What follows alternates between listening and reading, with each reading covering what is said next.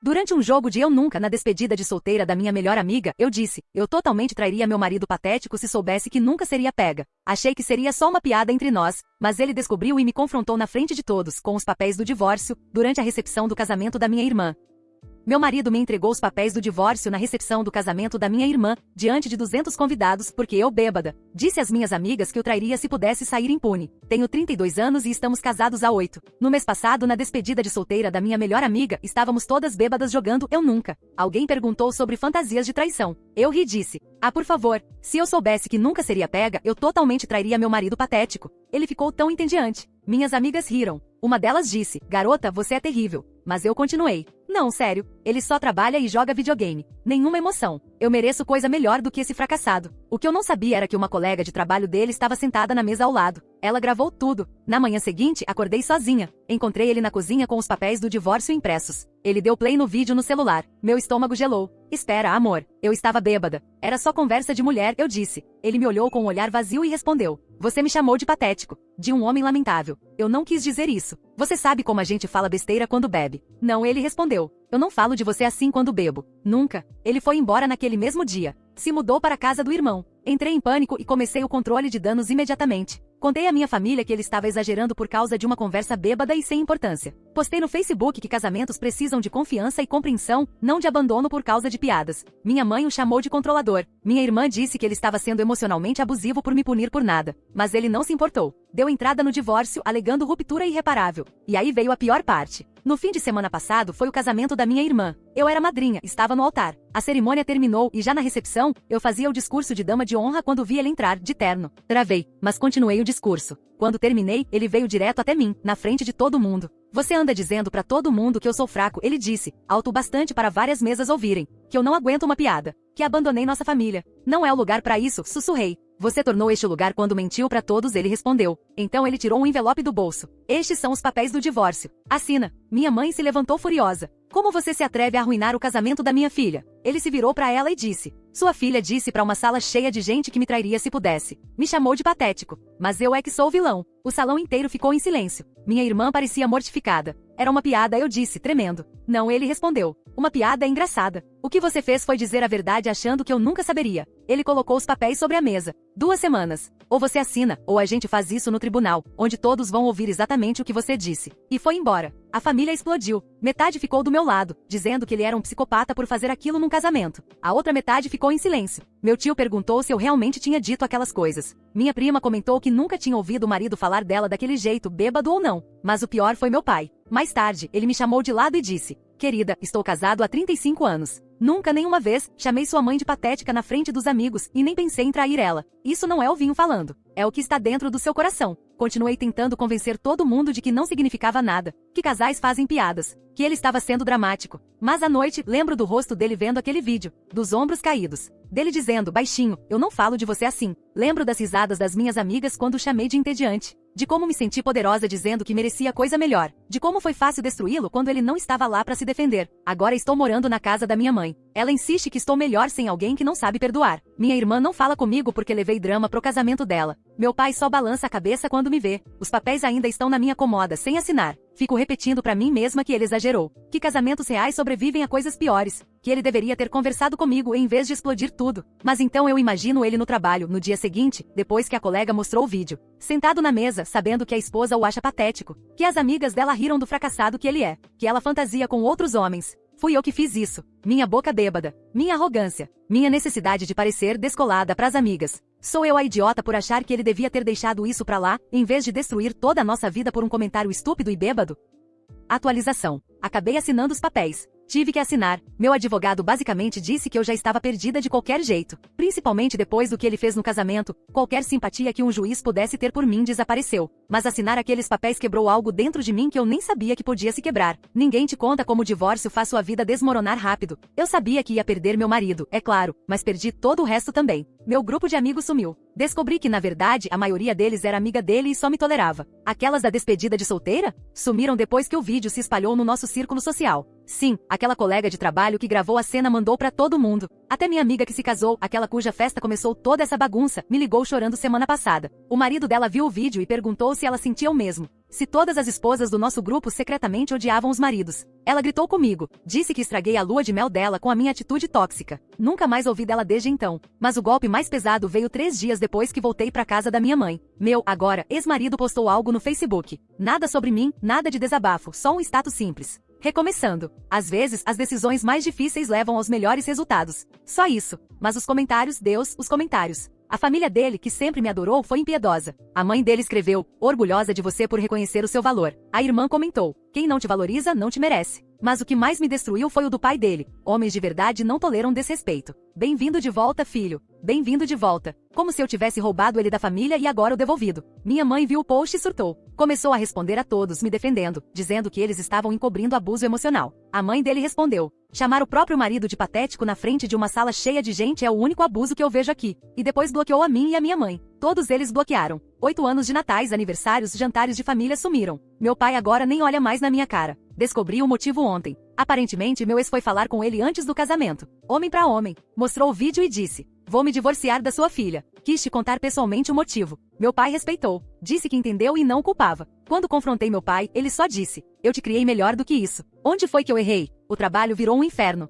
Sim, meus colegas sabem. Por quê? Porque minha mãe, tentando me defender, mandou um e-mail em grupo pro escritório inteiro explicando que meu ex era abusivo e controlador e que eu precisava de apoio nesse momento difícil. Ela anexou o vídeo pra dar contexto. Juro, não tô inventando. Meu chefe me chamou e disse que, embora minha vida pessoal fosse problema meu, criar um ambiente de trabalho hostil era inaceitável. 2 colegas pediram pra mudar de projeto. A realidade financeira bateu na semana passada. Estávamos economizando pra comprar uma casa, conta conjunta. Por lei, ele podia pegar metade. E pegou. Exatamente metade, até o último centavo. Deixou uma anotação no campo de mensagem da conta. Pela vida melhor que você merece. Tive vontade de jogar o celular na parede. Minha irmã finalmente falou comigo, só pra dizer que eu preciso de terapia. Disse que o que eu fiz no casamento dela foi imperdoável, mas o que eu disse sobre o meu marido mostrava problemas muito mais profundos. Usou palavras como narcisista e emocionalmente destrutiva. Da minha irmã mais nova. Quando tentei explicar que era só conversa de bêbada, ela respondeu, em vino veritas, mana no vinho, a verdade. Você mostrou quem realmente é. A solidão é sufocante. Sendo sincera, eu não percebi o quanto minha vida girava em torno dele até ele ir embora. Sim, ele jogava videogame, mas também fazia o jantar todas as noites enquanto eu via meus programas. Cuidava das contas porque números me deixavam ansiosa. Trazia café na cama todo sábado. Coisinhas que eu nunca valorizei.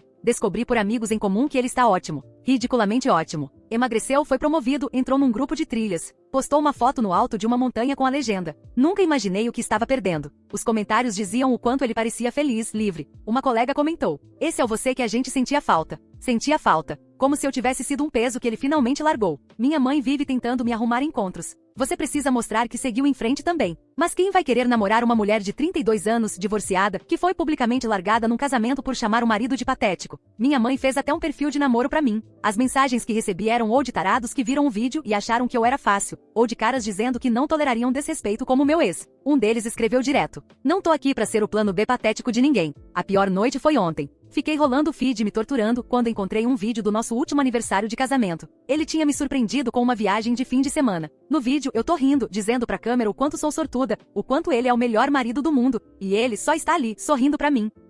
Com aquele olhar suave que ele me dava como se eu tivesse pendurado a lua no céu. Eu lembro daquele fim de semana. Mas também lembro de mandar mensagens pras minhas amigas, escondida no banheiro do hotel, reclamando que ele me levou pra uma cabana em vez de Las Vegas, como eu queria. Chamei ele de mão de vaca. Disse que ele não tinha senso de aventura. Todas concordaram que ele era entediante. As mesmas amigas que hoje não estão mais aqui. A audiência preliminar é no mês que vem. Meu advogado disse que eu devia ser grata por ele não pedir pensão, já que eu ganho um pouco mais. Grata? Eu devia ser grata porque meu marido não quer tirar ainda mais de mim depois de tudo que eu fiz pra humilhá-lo. Ontem minha prima me mandou uma coisa, uma postagem do Reddit. Não minha, dele. Ele tinha publicado num grupo de apoio para homens, falando sobre lidar com o trauma de ouvir a própria esposa te chamar de patético. Os comentários eram todos solidários, dizendo que ele fez o certo. Um deles dizia, ela não te insultou só porque tava bêbada, irmão. Ela mostrou como realmente te enxerga. E disso não dá pra voltar atrás. E ele respondeu aquele comentário. Eu sei. Só queria ter percebido os sinais antes. Sinais? Que sinais? Eu não traí. Nem flertei com ninguém. Só falei uma besteira enquanto estava bêbada. Mas aparentemente havia sinais. Coisas que eu dizia ou fazia que o faziam se sentir inútil antes daquela noite. Coisas que eu nem lembro, porque pra mim pareciam pequenas. Minha terapeuta, sim, eu finalmente procurei uma. Me pediu pra anotar todas as vezes que eu critiquei meu marido durante o casamento, pra entender o padrão. Em uma sessão, eu preenchi 3 páginas inteiras. Comentários sobre as roupas dele, o trabalho, os hobbies, os amigos, a família. Piadas às custas dele. Comparações com outros maridos. Ela perguntou como eu me sentiria se alguém fizesse uma lista assim sobre mim. Eu não consegui responder, porque percebi que ele provavelmente poderia ter feito uma, mas nunca fez. Nunca me chamou de nomes na frente dos amigos. Nunca me transformou em piada. Minha mãe ainda insiste que eu não fiz nada de errado. Que todas as esposas reclamam dos maridos. Que ele era sensível demais. Mas então eu lembro do rosto dele no casamento. Não estava com raiva, nem vingativo. Só cansado. Como se eu fosse uma estranha pra ele. Como se aqueles 8 anos não significassem nada, porque eu mesma mostrei que não significavam nada pra mim. A casa que estávamos juntando dinheiro pra comprar, ele me mandou alguns anúncios semana passada. Não por crueldade. A mensagem dizia: essas estão na sua faixa de preço, com a sua metade da poupança. Boa sorte. Olhei cada uma delas. Apartamentos pequenos, lugares antigos, nada parecido com a casa dos sonhos que a gente planejou juntos. Aquela que eu disse que não era grande o bastante, quando ele me mostrou as opções. Minha melhor amiga da faculdade me mandou mensagem ontem. Anos sem nos falar. Ela viu o vídeo. A mensagem era curta. Sinto muito pelo que você está passando, mas não posso dizer que estou surpresa. Você sempre teve um lado cruel quando bebia. Lembra o que disse sobre o meu anel de noivado? Talvez isso seja o seu chamado para mudar. Eu não lembrava. Tive que rolar as mensagens antigas. Encontrei. Eu tinha chamado o anel dela de pateticamente pequeno e dito que o noivo devia não amá-la de verdade se era só aquilo que ele podia oferecer. Disse que era uma piada. Ela nunca falou que aquilo a machucou, assim como meu marido nunca falou quanto minhas piadas o feriam, até me entregar os papéis do divórcio no casamento da minha irmã, na frente de todo mundo. Fico pensando se ainda dá pra consertar, se há alguma forma de provar que foi só o álcool falando. Mas lá no fundo, eu sei a verdade. Não foi o álcool que colocou aquelas palavras na minha boca. Ele só me deu permissão pra dizê-las. E agora estou vivendo com as consequências. É isso que chamam de fundo do poço? Viver na casa da mãe enquanto o ex-marido prospera sem você? Saber que jogou fora um homem bom por algumas risadas de amigas que te abandonaram depois? Enxergar com clareza pela primeira vez quem você realmente é quando acha que ninguém está vendo. Porque se isso não for o fundo do poço, eu não quero descobrir até onde ainda dá pra cair. Atualização 2. O divórcio foi finalizado ontem. Sentar naquele tribunal e ver o juiz carimbar os papéis foi como assistir alguém morrer, o fim. 8 anos reduzidos a um número de processo. Mas nem é por isso que estou escrevendo isso. Algo aconteceu na semana passada que me fez perceber que eu estava mentindo pra mim mesma esse tempo todo. Não só sobre o casamento, sobre quem eu sou como pessoa. A colega do meu ex, aquela que gravou o vídeo na despedida de solteira, me procurou. Eu estava pronta pra explodir. Tinha até preparado um discurso inteiro sobre como ela destruiu minha vida, como era uma cobra, tudo isso. Mas o que ela me contou me deixou sem palavras. Ela disse que só me gravou porque eu fiz a mesma coisa com ela 3 anos atrás, na festa de promoção dela. Aparentemente eu fiquei bêbada e disse pra todo mundo que ela só tinha sido promovida porque estava dormindo com o chefe. Ri e fiz piada, contei a história como se fosse engraçada. Ela não estava dormindo com ninguém. Ela mereceu aquela promoção. Mas o boato que eu comecei a seguir desde então. As pessoas ainda cochicham sobre isso. Eu não lembrava. Ela precisou me mostrar fotos daquela noite pra provar que eu estive lá. E lá estava eu, copo na mão, no meio de uma história cercada de gente rindo. A carreira dela nunca se recuperou. Ela foi transferida de departamento só para escapar das fofocas que eu criei. Eu não estava tentando arruinar o seu casamento, ela disse. Só queria que alguém finalmente visse quem você realmente é quando acha que ninguém está ouvindo. Aquilo me destruiu porque ela tinha razão. Isso não era sobre uma noite de bebedeira. Era um padrão. Minha terapeuta tem insistido para que eu analise esse padrão. Fizemos uma lista de todas as pessoas que magoei com as minhas brincadeiras ao longo dos anos. É longa, muito longa. Minha colega de faculdade, de quem eu dizia que era bulímica só porque ela era naturalmente magra e eu tinha inveja. Minha prima, cujo casamento eu chamei de cafona para todo mundo que quisesse ouvir. Meu ex-namorado, a quem traí, mas contei a todos que ele era o traidor só para não parecer a vilã. O pior é que eu acreditei nas minhas próprias mentiras. Me convenci de que essas pessoas mereciam, que eram sensíveis demais, que eu só estava sendo sincera ou realista. Mas eu não estava sendo honesta. Eu estava sendo cruel, porque isso me fazia sentir poderosa. Minha mãe ainda vive na negação. Continua dizendo que todo mundo faz fofoca, que todo casal desabafa sobre o parceiro. Mas até ela levou um choque de realidade na semana passada. Nos encontramos com uma amiga dela no mercado. Essa mulher costumava me adorar. Agora olhou direto por mim, como se eu nem existisse. Minha mãe exigiu saber por que ela estava sendo tão grossa. E a mulher respondeu. Sua filha contou para todas as convidadas do chá de panela da minha filha que meu marido estava tendo um caso. Sem prova, sem motivo, só para causar drama. Minha filha passou o dia do casamento achando que o pai a traía, em vez de aproveitar. Depois descobrimos que era tudo invenção.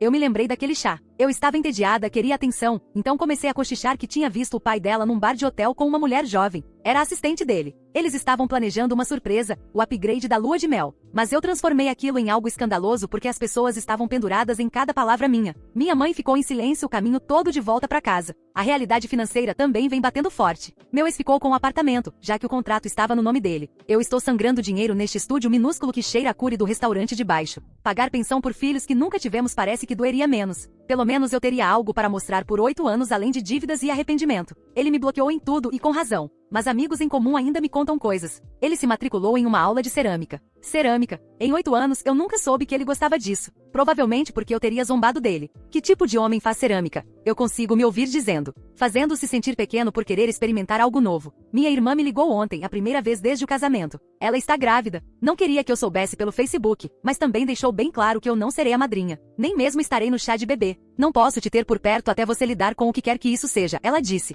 Minha irmã mais nova colocando limites comigo, como se eu fosse uma parenta tóxica. O que no fim das contas eu acho que sou. A ironia é devastadora. Eu passei anos chamando meu marido de patético, entediante e medíocre. Mas o que eu conquistei? Ele tem amigos, hobbies, uma promoção, uma vida. Eu tenho um estúdio apertado e a reputação de ser a mulher que foi divorciada no casamento da própria irmã por ser insuportável. Descobri semana passada que ele está namorando alguém. Uma amiga me mostrou o Instagram dela. Ela é tudo que eu não sou. Quietinha, gentil, professora do jardim de infância. As postagens dela são sobre trilhas e clubes de leitura, não sobre noites de bar e fofocas. Eles parecem felizes. Ele parece mais leve, como se tivesse se livrado de uns 70 quilos de peso morto, o que de certa forma ele fez. Os comentários nas fotos dizem tudo. Feliz por você ter encontrado alguém que te valoriza. Você merece toda essa felicidade. Finalmente um relacionamento de verdade. Relacionamento de verdade em contraste com o que ele teve comigo. Meu pai finalmente falou comigo de verdade na semana passada. Falou de verdade, não apenas com olhares decepcionados. Disse algo que tem me assombrado. Eu e sua mãe erramos em algum ponto. Criamos você para achar que suas palavras não importavam. Que podia ferir os outros e chamar isso de sinceridade. Mas as palavras importam. São a única coisa que realmente importa. Ele me contou de uma vez, quando eram jovens, que minha mãe fez piada com o peso dele numa festa. Como levou anos para ele voltar a se sentir à vontade sem camisa na frente dela. Como as palavras podem ferir mais fundo do que qualquer coisa física, porque vem de alguém que deveria te amar. Seu ex-marido não te deixou por um comentário, ele disse. Ele te deixou porque aquele comentário mostrou que você vinha oferindo aos poucos há anos. Morte por 1000 pequenos cortes, querida. Você só deu o último deles em público. Comecei a escrever cartas de desculpas. Não para enviar, minha terapeuta disse que isso seria egoísmo, mas para entender o estrago que causei. A carta para o meu ex já tem 20 páginas. 20 páginas de momentos que eu ignorei, comentários que esqueci, piadas que não eram piadas. Vezes em que o envergonhei, diminuí, escolhi outros em vez dele, o fiz se sentir inferior. A carta para a família dele é mais curta, mas muito mais difícil de escrever. Como você pede desculpas por ter feito o filho dele se sentir inútil? Por desperdiçar 8 anos da vida dele? Por ter sido a lição que ele precisou aprender do jeito mais doloroso possível? Há um homem no meu prédio que me chamou para tomar um café. Parecia gente boa, mas quando descobriu sobre o divórcio e o motivo, ele recuou imediatamente. Não estou procurando ser o projeto de reabilitação de ninguém, ele disse. As palavras correm rápido em cidades pequenas. Todo mundo sabe que eu sou a mulher que humilhou o marido em público e recebeu os papéis do divórcio num casamento. Meus colegas de trabalho me tratam como se eu fosse feita de vidro, ou talvez como se eu fosse uma granada. São educados, mas distantes. Ninguém me convida mais para o happy hour, e eu não os culpo. Quem ia querer beber com alguém que pode espalhar seus segredos só para se divertir? A solidão agora é diferente. Antes eu achava que estava sozinha porque meu marido era entediante, porque minha vida era pequena. Agora estou sozinha porque destruí, com minhas palavras cruéis e atitudes egoístas, cada conexão que realmente importava. Isso não é solidão, é isolamento. E eu mesma construí isso, uma piada de cada vez. Ontem à noite, encontrei o vídeo do nosso casamento em um laptop antigo. Me vi prometendo amá-lo e cuidar dele. Prometendo fortalecê-lo, não destruí-lo. Ser sua parceira, sua melhor amiga, seu porto seguro. A mulher naquele vídeo parece comigo, mas eu não a reconheço. Ou talvez reconheça sim, talvez ela sempre tenha sido essa pessoa, só era melhor em esconder isso. Meu ex fez um discurso no nosso casamento sobre como eu o fazia se sentir capaz de conquistar o mundo. Como a minha confiança nele fazia ele acreditar em si mesmo. 5 anos depois, eu o chamava de patético para quem quisesse ouvir. Minha terapeuta perguntou o que mudou. Nada mudou. Essa é a parte horrível. Eu só fiquei confortável o bastante para parar de fingir ser gentil e começar a mostrar quem eu realmente era. E quem eu realmente era alguém que destruía as pessoas mais próximas só por esporte. O padrinho do nosso casamento me mandou uma mensagem na semana passada. Primeiro contato desde que tudo explodiu. Só dizia: ele te amava mais do que tudo. Espero que você saiba o que jogou fora. Eu sei. Finalmente sei. Tarde demais, mas sei. Às vezes, passo de carro pelo nosso antigo apartamento. Vejo o carro dele estacionado, as luzes acesas. Fico imaginando se a nova namorada está lá, sentada onde eu costumava sentar, mas, diferente de mim, realmente valorizando o homem que eu não soube enxergar, fazendo-se sentir amado e não inútil. Minha mãe perguntou se eu queria tentar aplicativos de namoro. Recomeçar. Mas como se recomeça quando o problema é você? Quando o denominador comum em todos os relacionamentos fracassados, todas as amizades perdidas, todas as pontes queimadas, é a sua própria crueldade disfarçada de humor, os papéis estão assinados. O casamento acabou, mas o acerto de contas só está começando, porque agora eu tenho que viver comigo mesma, com a verdadeira eu, aquela que todos os outros sempre viram claramente. Enquanto eu estava ocupada demais destruindo os outros para perceber que era o monstro da história de todo mundo. Isso é crescimento? Ou eu só estou arrependida porque fui exposta? Talvez seja isso que eu precise descobrir antes de me impor de novo a alguém.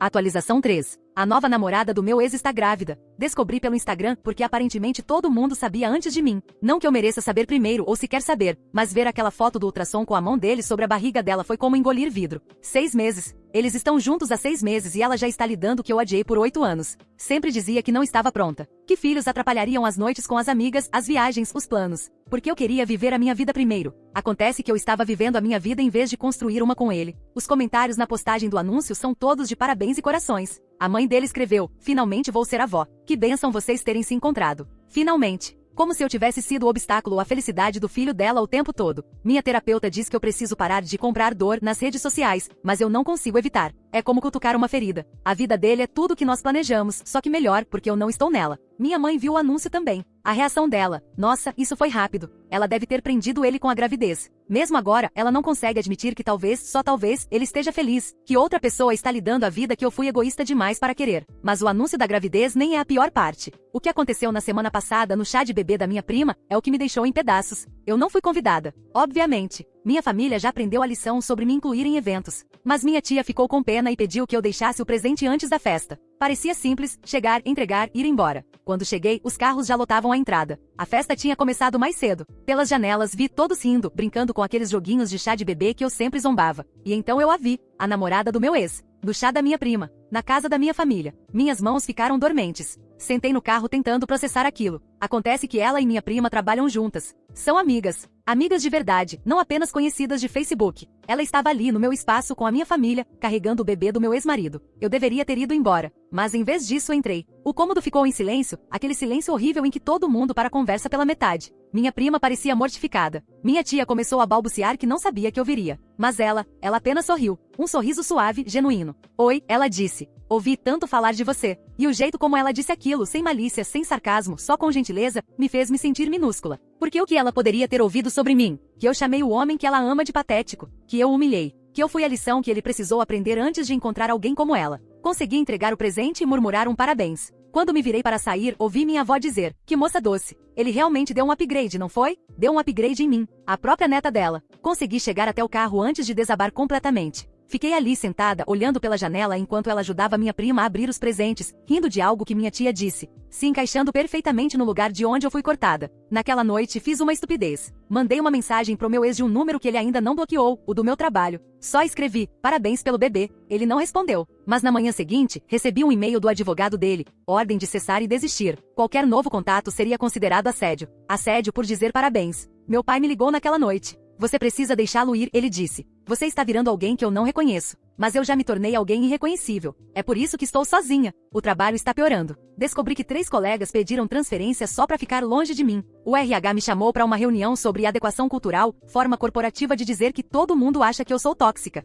Ainda não me demitiram, mas o recado está claro. Comecei a me candidatar a vagas em outras cidades, lugares onde ninguém conheça a minha história. Mas pedem referências. E quem vai recomendar a párea do escritório? A mulher que foi divorciada num casamento por ser horrível. Na semana passada encontrei minha antiga melhor amiga, aquela do chá de panela, o casamento que começou todo esse desastre. Ela estava com o marido no supermercado. Tentei me desculpar, explicar. Ela me interrompeu. Você arruinou minha despedida de solteira. Toda vez que penso nela, em vez de lembrar dos momentos divertidos com minhas amigas, só lembro de você destruindo seu casamento. E agora todo mundo sabe que eu estava lá rindo quando você chamou ele de patético. Meu marido ainda pergunta se eu falo dele daquele jeito. O marido dela apenas me olhou com uma mistura de pena e nojo, como se eu fosse contagiosa. A solidão está me devorando viva. Não a solidão romântica, essa eu mereço. Mas o isolamento completo. Sem amigos. Família que me tolera por obrigação. Colegas de trabalho que desviam o olhar. Até estranhos que me reconhecem do vídeo viral me encaram como se eu fosse lixo. Comecei a beber sozinha, não socialmente, porque não há ninguém com quem beber. Só eu, o vinho e o peso esmagador das consequências. Minha terapeuta me alertou sobre isso.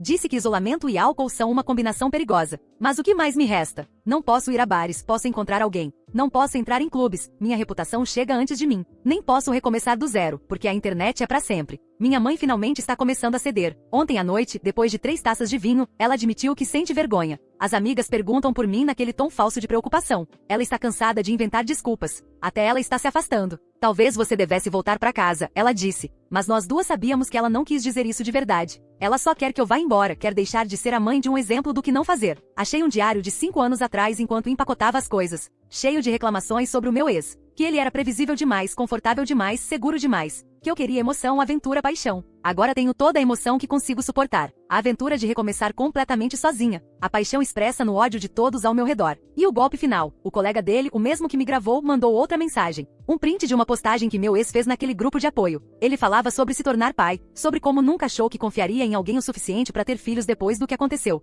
Mas ela mostrou a ele o que é o amor de verdade. Amor verdadeiro, em contraste com o que eu dei a ele por 8 anos. Minha irmã finalmente aceitou tomar um café comigo. Primeira vez em meses. Ela já está com a barriga aparecendo, radiante daquele jeito que pessoas felizes ficam. Disse que vai ter uma menina. E então, com muito cuidado, contou que meu ex e a namorada dele se ofereceram para serem padrinhos do bebê. Meu ex, padrinho da minha sobrinha, porque minha irmã confia mais nele do que em mim. Faz sentido, ela disse. Eles são estáveis, felizes, boas pessoas. Tudo que eu quero perto da minha filha. Tudo que você não é. Ela me mostrou fotos do quarto do bebê no celular. Eles estão ao fundo, uma sacola de presente com um cartão deles. Já mais envolvidos com a minha família do que eu. A terapia não está mais ajudando. Como é que você conserta a si mesmo quando o estrago já está feito? Quando todas as pessoas que você feriu já seguiram em frente, conquistando coisas melhores, enquanto você continua presa aos destroços que criou. Minha terapeuta continua falando sobre crescimento e responsabilidade. Mas qual é o sentido disso? Crescer pra quê? Pra ficar sozinha, mas autoconsciente? Ontem fez 1 ano daquela despedida de solteira. 1 ano desde que destruí tudo com vodka e crueldade. Meu ex postou uma foto com a namorada em uma aula de cerâmica. Tigelas combinando, esmaltadas e finalizadas. A legenda dizia apenas, construindo algo bonito juntos. Construindo juntos.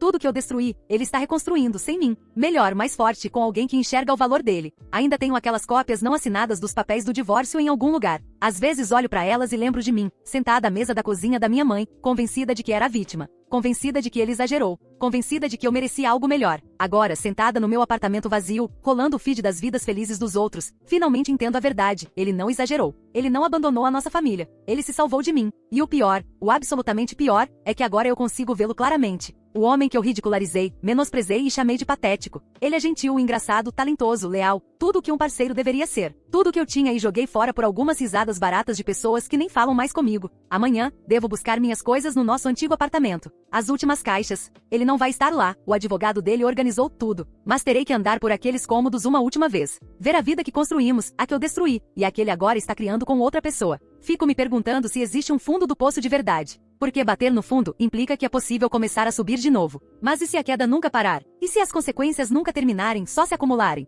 E se isso for apenas o começo do que eu mereço? Atualização 4. Empacotei a última caixa da minha antiga vida ontem. Engraçado como 8 anos cabem em uma dúzia de caixas de papelão e uma vida inteira de arrependimento. A retirada do apartamento foi pior do que imaginei. O advogado dele me recebeu na porta e me entregou uma lista de verificação. Cada item marcado, categorizado, separado. Até os livros que eram nossos foram divididos. Post-its marcando quais eram meus e quais foram presentes. Ele devolveu todos os presentes que dei. Todos cuidadosamente embrulhados em papel de seda como devoluções de loja. O relógio do aniversário de 30 anos. A jaqueta de couro que ele usava em todo lugar. A tigela de cerâmica boba que comprei como piada porque ele disse uma vez que queria tentar fazer cerâmica. Aquela tigela me destruiu, porque lembrei de ter zombado dele por isso. Que tipo de homem quer fazer tigelas? Eu ri. Agora ele dá aulas de cerâmica com a namorada grávida todos os sábados. Mudo para outra cidade na próxima semana. Consegui um emprego finalmente, digitação de dados home office. Sem ninguém para fofocar, nem sobre quem fofocar. Minhas referências mal passaram. Minha antiga chefe escreveu uma única linha. Cumpriu suas tarefas de forma adequada. É isso que 8 anos em uma empresa te rendem quando você queima todas as pontes com a própria boca. Minha prima teve o bebê no mês passado. Vi as fotos no Instagram antes de lembrar que estou bloqueada. Tive que usar o celular da minha mãe. Lá estavam eles, no quarto do hospital, meu ex e a namorada. Ele segurando o bebê da minha prima, enquanto ela tocava a própria barriga crescendo. A legenda dizia, mal posso esperar para ver esses dois crescerem juntos. Juntos, os filhos deles serão família. Família de verdade. Enquanto eu serei o conto de advertência que eles vão sussurrar nos feriados. Lembra da sua prima? É por isso que a gente não diz coisas cruéis sobre quem a gente ama. Meu advogado de divórcio mandou os papéis finais na semana passada. Divisão de bens concluída. Dívidas atribuídas. Nome de solteira restaurado. Como se o casamento nunca tivesse acontecido, exceto pela cratera financeira que deixou. Ele não pegou nada a mais, não exigiu nada mesquinho. Cortes limpos, divisões justas, precisão cirúrgica. O mesmo jeito com que ele me tirou da vida dele. Ontem tive minha última sessão de terapia. Não posso mais pagar. E sinceramente, o que resta pra dizer? Já identificamos os padrões, catalogamos os danos, rastreamos tudo até as carências da infância. Os hábitos de adolescente maldosa que nunca morreram. A mulher adulta que confundia crueldade com esperteza. Ela me deu apostilas, dever de casa pra uma vida que eu vivo sozinha. O trabalho continua, ela disse. Mesmo sem mim. Mas qual é o sentido de se consertar no isolamento? É como aprender a dançar sem par, cozinhar pratos sofisticados para uma pessoa só, se tornar fluente em uma língua que ninguém vai te ouvir falar. Meu pai me ajudou a empacotar. Quase não conversamos. Só dobrávamos roupas e embrulhávamos pratos em jornal. Ele me levou para doar os móveis que eu não podia levar. No brechó finalmente falou. Fico pensando em quando você era pequena, ele disse. Você construía aquelas torres elaboradas de blocos e depois derrubava rindo. Achávamos fofo. Devíamos ter te ensinado a não destruir as coisas por diversão. Minha mãe manda mensagens todo dia. Envia vagas de emprego, anúncios de apartamentos, frases motivacionais. Ela quer ajudar, eu sei. Mas cada mensagem soa como mais um lembrete de que eu sou o problema que ela precisa resolver. As amigas dela já perguntam menos sobre mim agora. O escândalo já passou. Novos dramas tomaram o lugar do meu. Sou notícia velha agora, o que de algum modo é pior do que ainda ser fofoca do momento. O anúncio do casamento do meu ex saiu no jornal da nossa cidade natal. Casamento de verão. Cerimônia na praia. Na mesma praia onde passamos a lua de mel. A mãe dele comentou na publicação online. Tão abençoada por ver meu filho se casar com sua alma gêmea. Alma gêmea. 8 anos e eu nunca fui isso. Apenas um erro. Ele sobreviveu. Minha amiga da faculdade, aquela que me lembrou do comentário que fiz sobre o anel de noivado dela, me procurou na semana passada. Não para se reconciliar, mas para me contar que o marido finalmente a pediu em casamento de novo, com um anel maior, porque o meu comentário antigo tinha envenenado o primeiro pedido. Disse que toda vez que olhava pro anel, ouvia minha voz chamando-o de pateticamente pequeno. Quis que você soubesse que o dano que você causa dura, ela escreveu. Aquele comentário sem importância nos custou 2 anos de planejamento de casamento, porque ele achou que eu estava decepcionada. Espero que saber disso te ajude a entender porque todo mundo se afasta de você. Assinei o contrato de aluguel de um estúdio sem nem ver o lugar, a 600 quilômetros de todos que já conheci. O proprietário pediu referências. Dei as da minha terapeuta e do meu advogado. O fundo do poço tem exigências burocráticas. Na semana passada, encontrei o padrinho do meu ex num posto de gasolina. No início, ele fingiu que não me viu. Depois me reconheceu. A pena no olhar dele me sufocou. Ouvi dizer que você vai embora da cidade e ele disse. É, novo começo. Bom, ele merece paz. Não você merece paz. Ele merece paz de mim. A paz que vem com a minha ausência. Encontrei nosso álbum de casamento enquanto empacotava as coisas. Não consegui jogar fora. Nem consegui ficar com ele. Dei pra minha mãe. Ela folheou uma vez, balançando a cabeça. Você parece tão feliz, ela disse. Eu estava interpretando felicidade. Ele estava realmente feliz. Essa é a diferença. Ela guardou o álbum no sótão. Disse que talvez um dia eu quisesse tê-lo de volta. Nós duas sabemos que não. A pior parte das consequências é como elas ecoam. Minha crueldade com meu marido se espalhou. A dor dele virou raiva da família dele, que virou vergonha da minha, que virou meu isolamento total. Um comentário bêbado foi só a rachadura visível. As fraturas já estavam por toda parte, se espalhando por cada relação que construí sobre crueldades casuais e palavras impensadas. Meu novo emprego começa na segunda. Meu novo apartamento está vazio, só um colchão inflável e 2 malas. Sem fotos nas paredes, sem móveis compartilhados, sem vestígios de uma vida construída a 2. Apenas paredes brancas, silêncio e o peso de recomeçar aos 32 anos com nada além de arrependimento. Minha irmã teve o bebê. Colocou o nome da nossa avó. Não me contou até depois. O nome do meio? O da namorada do meu ex. A namorada dele agora faz parte da minha família, pra sempre.